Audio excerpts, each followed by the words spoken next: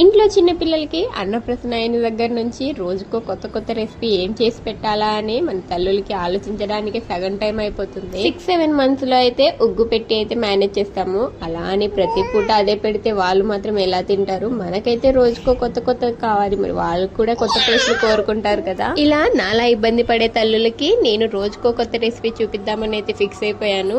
First అయితే ఉప్మాతో అయితే start చేసేస్తున్నాను. మన ఆడవాళ్ళకి పెళ్లి కాకముందు వరకు ఉప్మా అంటే అస్సలు నచ్చదు, కానీ పెళ్లి తర్వాత ఈజీగా అయ్యే ప్రాసెస్ అదే కాబట్టి అదే ఇంకా మన డైలీ రొటీన్ లో అయితే పెట్టేసుకుంటాము. అంతేనా కాదా? నాలా ఎంతమంది ఉన్నారో చెప్పండి. ఏదేదో చెప్పకుండా ఉప్మా ప్రాసెస్ చెప్పమంటారా? సరే సరే చెప్పేస్తున్నాను. ఏం లేదండి, ఆనియన్స్ క్యారెట్స్ అయితే చాలా చిన్నగా అయితే కట్ చేసేసుకోండి.